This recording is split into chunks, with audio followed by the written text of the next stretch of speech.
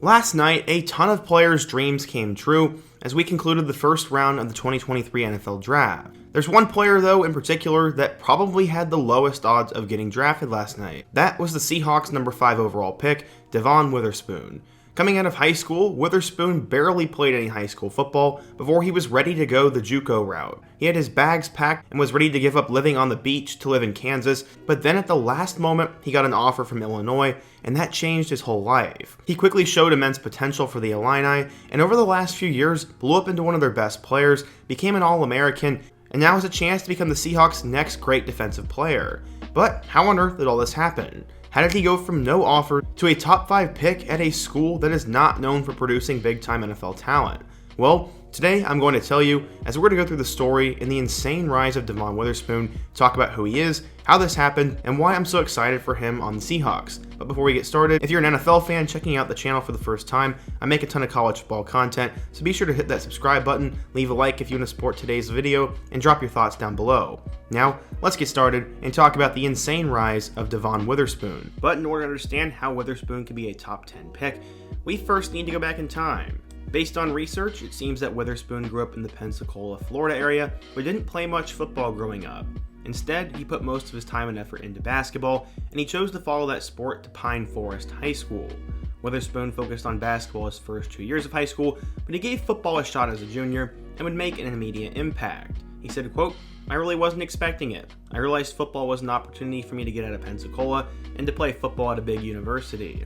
His first FBS offer would come from the local school Troy, and he began to collect more smaller offers around the country. But he had his eyes aimed higher after a stellar high school career. His coaches and teammates at Pine Forest always believed he could be a standout player at a Power 5 conference. After graduating in 2018, he was named the All-Area Football Defensive Player of the Year, as well as the Male Athlete of the Year. He would just need to create a chance for himself, and if he did, he could take off. As a senior at Pine Forest, Witherspoon posted 74 tackles, 7 interceptions, and 9 pass breakups. He helped lead his team to a 9-4 record and an appearance in the Florida Class 6A playoffs. Despite a good career and decent offers, he was struggling with grades and thought he would need to go the JUCO route. In fact, he figured he'd have to play 2 years at Hutchinson Community College to build up his stock and to get to the higher level. He was all set to leave Pensacola for the small, lonely life of being a JUCO football player in Kansas, but at the last minute, one school had an extra scholarship, and he got a good test score, and he'd be able to qualify. He took the SAT and received a score which qualified him for the highest level of college football, and he received a phone call from Illinois head coach Lovie Smith. At that time, Witherspoon verbally committed to join Illinois just 4 days before the start of fall camp. Devon was shocked. He said, quote, "It was kind of shocking getting that phone call. I got to junior college on July 9th, 2019, and I got my test scores the next day. I knew the deadline was coming, so I took my opportunity to go to Illinois right away." He eventually chose the Illini over South Alabama, Appalachian State, Georgia State, Temple, and UMass, and that was by far his best offer. He said he always wanted to play Power 5 football, and that the Lord blessed him with the abilities to play at Illinois. He'd only played 2 years of organized football to this point, but pretty much everyone in the area knew he had unlimited potential if he was coached well and would just get an opportunity. His high school coach said, quote, "He's a playmaker, and he has that dog mentality. He's an extremely good cover corner. We matched him up with the team's best receiver, and he always shuts him down." One Illinois beat writer said, quote, "Illinois recruits for talent, but they also recruit on potential. They go for kids who have a high ceiling. That is what I see with Witherspoon. The potential this kid has as an athlete is exciting to think about. I can't wait to get him into the program." For a pretty much forgotten Illini program, Witherspoon was not a high recruit at all. According to 24/7 Sports, he was literally a 0-star recruit and was not even listed in their overall database. He was new to the game of football and got a late chance, so what would he end up doing with it in Champaign, Illinois?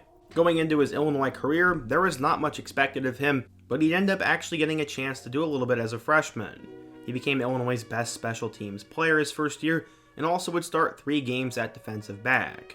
He actually had a crucial touchdown-saving tackle that proved to be the difference maker in one of the biggest wins in Illinois' history. They knocked off undefeated number 6 Wisconsin by way of that game-winning field goal, and without Witherspoon's tackle, that doesn't happen. As that true freshman, he ended up finishing with 33 tackles, 10 assisted tackles, and 2 pass deflections. In 2020, Witherspoon's role would increase. This time he would start 7 games and also recorded his first career interception on a nice play against Minnesota star receiver Rashad Bateman, who was a first-round pick to the Baltimore Ravens. Witherspoon would get a little bit better and better, as in 2020 he finished with 33 tackles, 1 forced fumble, and those 2 interceptions. 2021 was going to be his breakout year, and the name of the game for Witherspoon was confidence. He said, quote, "I feel more comfortable this year with it being my second year in the mix.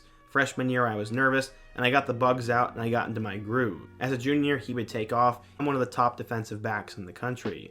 He finished with 52 tackles, 9 pass deflections, and 1 sack. Opposing teams did not want to throw the ball his way, and when they did, he was making plays. He probably could have been a late round pick at that time, but he decided to come back for the 2022 season, and if he could just live up to the potential and build upon his 2021 performance, then he was going to be a first round pick. He ended up having a stellar season as he finished with 42 tackles, 14 pass deflections, and 3 interceptions.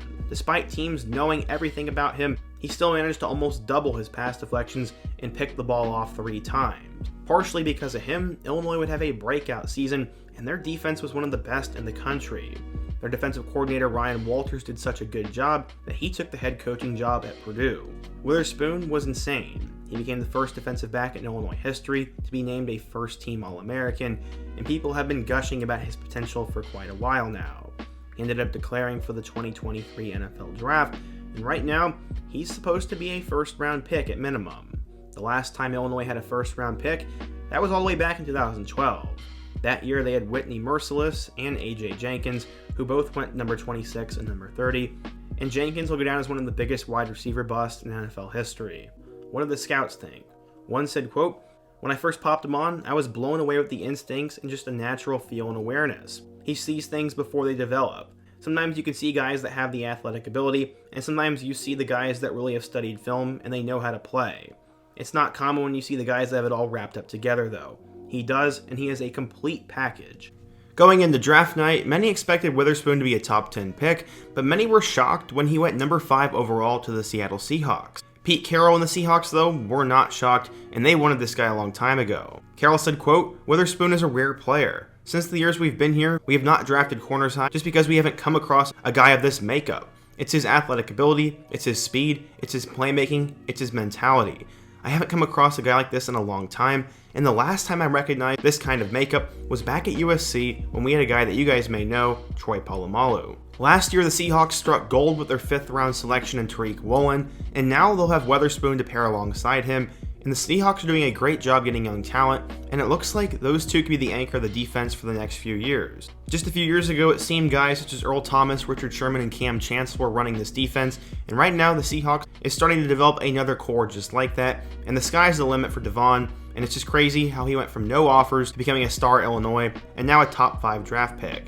I hope you guys enjoyed today's video, and if you did, be sure to leave a like, let me know your thoughts down below, and check out all of the videos on the end screen, including my video about meeting every first round pick.